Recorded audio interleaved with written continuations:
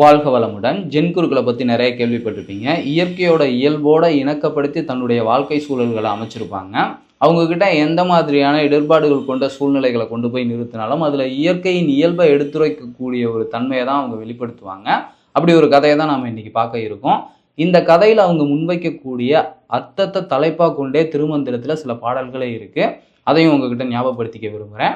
First நம்ம இந்த கதைக்கு வந்துடலாம். இதில் ஒரு குயவன், அவன் ஒரு ஆட்டை கட்டி கையில் பிடிச்சிட்டு நடந்து போய்கிட்டு இருக்கான். ஜென்குரு உட்காந்துருக்காரு.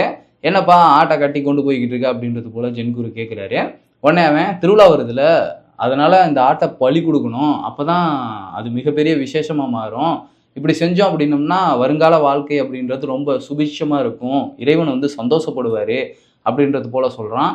உடனே ஜென்குரு, என்னது பலியா அப்படின்னு சொல்லிட்டு வியப்பாக கேட்குறாரு. இவன் அசால்ட்டாக, ஆமாம் அது செஞ்சோம் அப்படின்னம்னா வாழ்க்கையில் என்றைக்குமே இன்பமாக இருக்கலாம் அப்படின்றது போல் அவன் திரும்ப எடுத்து சொல்கிறான். உடனே ஜென்குரு பக்கத்தில் போயிட்டு அவன் கையில் இருக்கக்கூடிய அவன் செஞ்ச பானையை எடுத்து கீழே டப்புன்னு போட்டு சில்லாக சிதறடிச்சிட்றாரு. அவனுக்கு ஒரே அதிர்ச்சி, அதோட கொஞ்சம் கோபமும் வருது. அவர் பேசாமல் அமைதியாக உட்காந்து அந்த சிதறின சிற்கள் எல்லாத்தையுமே எடுத்து கையில் எடுத்துகிட்டு அந்த குயவங்கிட்ட, இந்தா வச்சுக்கோ, இது உனக்கு ரொம்ப பிடிக்கும்ல, நீ சந்தோஷப்படுவேல அப்படின்றது போல் நீட்டுறாரு. அவனுக்கு கோபம் பீறிக்கிட்டு வந்துருச்சு. என்னது, நான் செஞ்ச பானையை எடுத்து உடைச்சது மட்டும் இல்லாமல் அதை எடுத்து இது உங்களுக்கு பிடிக்கும் அப்படின்னு சொல்லிட்டு என்கிட்டே கொடுக்குறீங்களே, இதை யார் உங்களுக்கு இப்படி செய்ய சொன்னது, எனக்கு பிடிக்கும்னு யார் உங்ககிட்ட சொன்னது அப்படின்னு சொல்லி திருப்பிட்டு கேள்வி கேட்குறான். இப்போ நீதானப்பா சொன்ன அப்படின்னு சொல்லவும் அவனுக்கு மேற்கொண்டு கோபம். என்னது நான் சொன்னேன்னா, என்னோட மொத்த உழைப்பும் என்னுடைய கலைநயமும் இதில் இருந்தது, அதை தூக்கி உடச்செறிஞ்சுவிட்டு அந்த உடைச்சதை எடுத்து என்கிட்ட கொடுத்தா எனக்கு சந்தோஷம், இதை நான் சொன்னேன்னு என்கிட்டயே சொல்கிறீங்களே, நான் எப்போ சொன்னேன் அப்படின்னு சொல்லிட்டு திரும்பி கேட்குறான். இப்போ நீ தானே சொன்ன திருவிழா வருது, இறைவனுக்கு இந்த ஆட்டை பலி கொடுத்தா இறைவன் சந்தோஷப்படுவார், ஏன்னா இந்த உலகத்தில் இருக்கக்கூடிய எல்லா உயிர்களையும் படைச்சது இறைவன் தான். அப்படி அந்த உயிர்களை துன்பப்படுத்தினாலோ இல்லை கொலை செஞ்சாலோ இறைவனுக்கு பிடிக்குது, அவர் சந்தோஷப்படுறாரு, வருங்கால வாழ்க்கை சுபிட்சமாக இருக்கும் அப்படின்றத நீ சொன்னால் இந்த பானையை உருவாக்குனது நீ தானே, அப்போ அதை உடைச்சா நீ சந்தோஷப்படணும்ல, நீ சுபிட்சமாக இருக்கக்கூடிய ஒரு தன்மை எதிர்காலத்தில் இருக்கிறதுக்கான வாய்ப்புகள் இருக்குல்ல, இதை மட்டும் ஏன் மறுக்கிற அப்படின்னு சொல்லிட்டு கேட்கும்போது அவனுக்கு புத்தி தெளிஞ்சிருச்சு, ஞானம் பிறந்துருச்சு. தனக்கிட்ட இருந்த அந்த ஆட்டு கழுத்தில் கட்டியிருந்த கயிறை கழட்டி விட்டுட்டான். ஸோ இதை எதுக்காக நான் சொல்ல வரேன் அப்படின்னா, இந்த உலகத்தில் இருக்கக்கூடிய எல்லா உயிர்களுக்கும் சமமான உரிமைகள் இருக்குது. நாம் இந்த உலகத்தில் வாழும்போது இந்த மூச்சு காற்றை எப்படி உள்வாங்குறோமோ, இந்த உலகத்தை எப்படி பயன்படுத்துகிறோமோ, இந்த உலகத்தில் இருக்கக்கூடிய பொருட்களை எப்படி நம்ம வாழ்க்கைக்கு வளமாக மாற்றி நம்ம பயன்படுத்திக்கிட்டு இருக்கோமோ, அதே போல் எல்லா உயிர்களுக்கும் இங்கே வாழ்கிறதுக்கும் இதை பயன்படுத்துறதுக்கும் உரிமைகள் இருக்குது. அதை கொல்றதோ துன்பப்படுத்துகிறதோ இயற்கைக்கு முரண்பாடானது, அது இறைவனுக்கு பிடிக்கும் அப்படின்ற அந்த பலிநிலைகளெல்லாம் மூடத்தனமாக நம்பிக்கிட்டு இருக்கக்கூடாது அப்படின்ற ஒரு விஷயத்தை நாம் தெரிஞ்சுக்கணும். உயிர் பலி கொடுக்காமல் இருத்தல் அப்படின்ற ஒரு தலைப்பில் திருமந்திரத்திலேயே பாடல்கள் இருக்குது. ஸோ கொலை செய்யாது இருத்தல், அவங்க ஈம நியமத்திலே பார்த்தீங்கன்னா கொல்லான் பொய் கூறான் அப்படின்னு அந்த கொல்லானை தான் முன்னாடி வச்சுருப்பாங்க. ஸோ இது வெளியில் இருக்கக்கூடிய உயிர்கள் தான் அப்படின்ற ஒரு நிலையும் கிடையாது. நாம் இன்டர்னலாக இந்த உடலையும் மனதையும் இந்த வாழ்க்கைக்காக பயன்படுத்துகிற நிலையில் நம்மக்கிட்ட இருக்கக்கூடிய உயிர் சக்தியையே விரயம் பண்ணுறோமா வீணாக்குறோமா அப்படின்ற ஒரு நிலையிலையும் நாம் ஃபஸ்ட்டு கவனிக்க ஆரம்பிக்கணும்.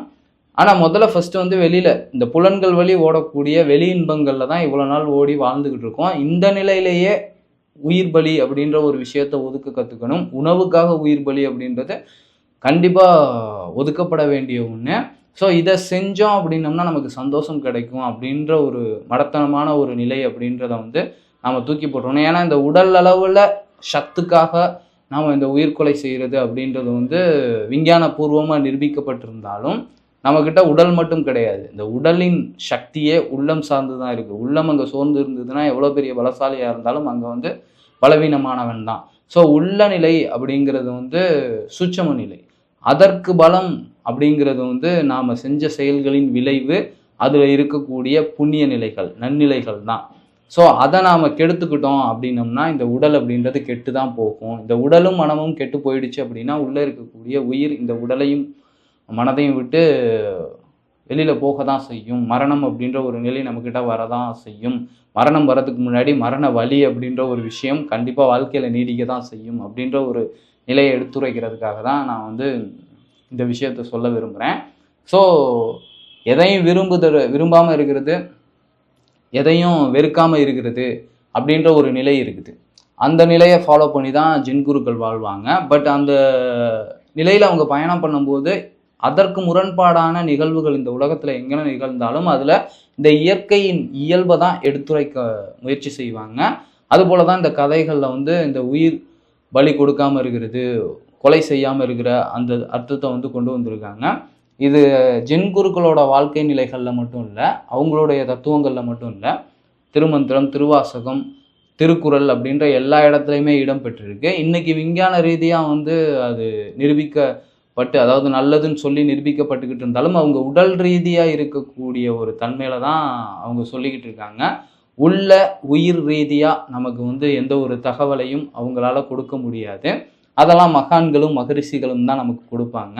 திருக்குறள்லையும் வந்து உயிர் பலி அப்படின்றத வந்து தவிர்க்கணும் அப்படின்றத தான் எடுத்து வச்சுருக்காங்க. ஸோ நிறையா விஷயங்கள் பொதுமுறை, மற்ற விஷயங்களை மதங்கள்னு பார்த்தாலும் திருக்குறள் அப்படின்றது ஒரு பொதுமுறையான ஒன்று. ஸோ அதனாச்சு நாம் எடுத்துக்கணும். நம்ம வாழும் வாழ்க்கையிலையும் நமக்கு இன்பம் கிடைக்க போகிறதில்ல உயிர் பலியை நாம் செய்கிறதுனால. அதுவும் உணவுக்காக உயிர் பலி அப்படின்றது ரொம்ப கொடூரமான ஒரு செயல். நம்மளுடைய உள்நிலைக்கு, மனதின் வளத்துக்கும் உயிரின் செறிவுக்கும் அது நலம் சேர்க்குமா அப்படின்னு கேட்டிங்கன்னா அதுவும் கிடையாது. ஸோ அதை நாம் புரிஞ்சுக்கிட்டு புத்தியில் நிறுத்தி எப்போவுமே நம்மக்கிட்ட இருந்து அதை விலக்கி வைக்கணும். அப்படி இருந்தோம் அப்படின்னம்னா இந்த மரணம் அப்படின்ற ஒரு விஷயத்தை, இந்த வாழ்க்கையில் வந்து மரணத்தை நோக்கி தான் நகர்ந்துக்கிட்டு இருக்கோம்.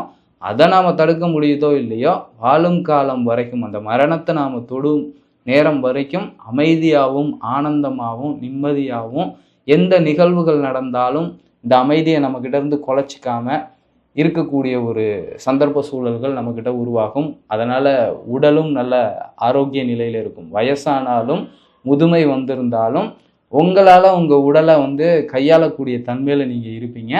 மனம் அப்படின்றது இந்த உடல் எந்த நிலைக்கு போயிருந்தாலும் மனதின் ஆற்றல் கொண்டு தான் அது கையாளப்படுது. ஸோ மனம் வந்து வளமாக இருக்கிறதுக்கான சந்தர்ப்ப சூழல்களை இது போன்ற அன்பு, கருணை அப்படின்ற ஒரு நிலைகளில் வந்து உருவாக்க முடியும்.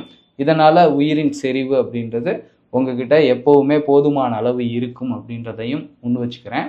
ஸோ இந்த தகவல் பற்றிய உங்களுடைய கருத்துக்களை கீழே கமெண்ட்டில் பதிவு செய்யுங்க. இதே போல் இன்னொரு வீடியோவில் உங்களை சந்திக்கிறேன். வாழ்க வையகம், வாழ்க வையகம், வாழ்க வளமுடன். குருவே துணை, குரு வாழ்க.